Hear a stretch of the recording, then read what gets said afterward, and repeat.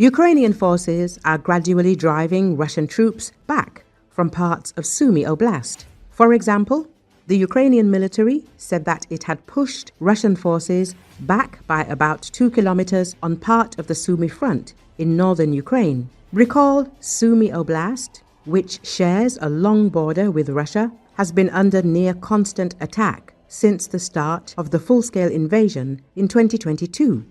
At present, fighting was raging near the villages of Oleksiivka and Yunakivka, which lie 5 kilometers and 7 kilometers from the Russian border, respectively. Ukrainian forces report significant progress towards North-Slobozhansk, with an advance ranging from 1 to 2.5 kilometers into territory previously controlled by Russian forces. The Sumy region borders Russia's Kursk region, an area that last year was caught in a surprise Ukrainian offensive, during which parts were temporarily taken by Kiev forces, but later retaken by Moscow. Recently, Ukraine's military said it had taken back a village in the Sumy region from the Russian army, which has made significant recent gains. Ukrainian troops have liberated and completely cleared Russian forces from Salivka, the military general staff said in a telegram post. It said 18 Russian troops had been eliminated in the fighting. The village is on the front line in the north of the country and about 20 kilometers west of the main fighting between the two armies in the northern region. Russia, which invaded Ukraine in February 2022, launched a renewed offensive in Sumy in April after reclaiming its own region of Kursk from Ukrainian forces.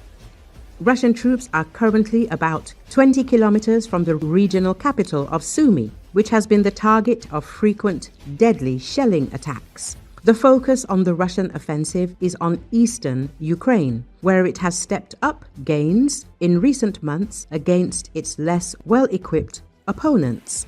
Recall, since March, Russia has reportedly taken control of about 20 square kilometers in northern Sumy Oblast, including roughly a dozen small villages. As of May 31st, mandatory evacuations were ordered for 213 settlements. In May, Russian President Vladimir Putin ordered his military to create a so-called security buffer zone along the border with Ukraine, while Zelensky said on May the 28th that Moscow had massed 50,000 troops near Sumy. In a separate interview with Bild on June the 12th, Zelensky dismissed Moscow's claims of significant territorial gains as a Russian narrative aimed at shaping global perceptions. He stressed that Ukrainian forces have managed to hold off a renewed offensive for nearly 3 weeks.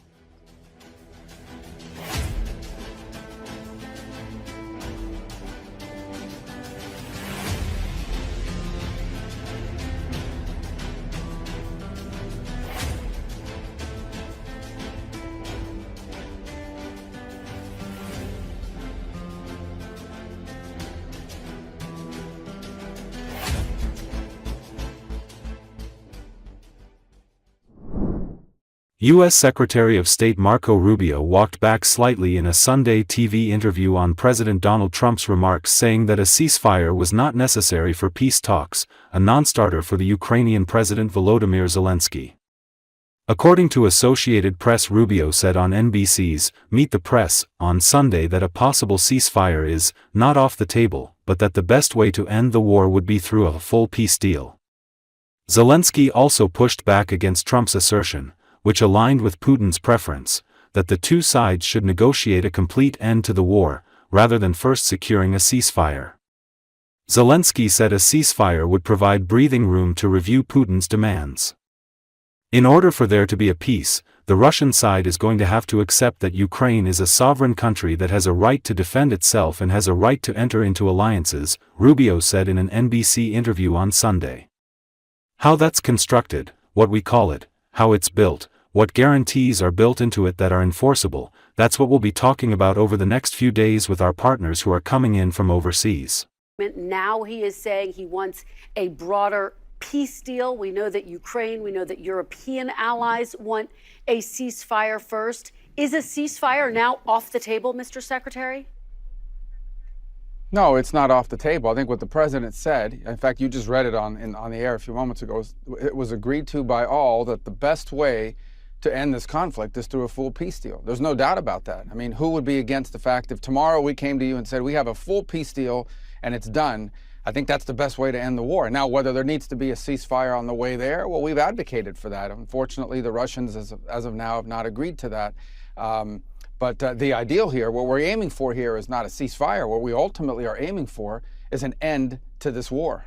As much as people may not like it, as distasteful as people may find it, the only way to end this war is to get the Russians to agree, as well as the Ukrainians, but the Russians to agree to a peace deal. And the minute you issue new sanctions, your ability to get them to the table, our ability to get them to the table, will be severely diminished. That moment may arrive. But when it comes, what you're basically signaling is there is no opportunity for peace at this point. So just let's put on more sanctions and allow more people to get bombed and more people to be killed. And that's what we're trying to stop. And it's really important to bring this war to an end. This war doesn't get better. It gets worse as time goes on. It gets worse. It actually threatens to spill over into other areas. So it needs to be stopped. That's why the president's made it a priority. And that's what we're focused on. Concrete actions by both sides, especially the Russian side, to bring this conflict to an end. And we're going to do everything we can to make it happen. Is it possible? I don't know, but we're going to try. We've tried. We've spent a lot of time on this issue. We have a lot of other issues to focus on, but the president's made this a priority. Well, there'll have to be some security guarantees for Ukraine, right? I mean, it's one of their fundamental demands is that if this war were to end, they have to make sure this never happens again. They don't want to get reinvaded. They don't want to wait 3 or 4 years from now and find another, war on their hands. So there's going to have to be some security guarantees as part of it. How that's structured, how that's built, what our role will be, that'll be the kinds of things we'll have to work through. But again, that is going to be a key element of this deal. And it is something that in order for there to be a peace, the Russian side is going to have to accept that Ukraine is a sovereign country that has a right to defend itself and has a right to enter into alliances with other countries to defend itself. How that's constructed, what we call it, how it's built, what guarantees are built in there that are enforceable, that's what we'll be talking about over the next few days with our partners who are coming in from overseas tomorrow for a series of meetings and in the days to come. We had a long phone call about this yesterday with several of the national security advisors from various countries in Europe.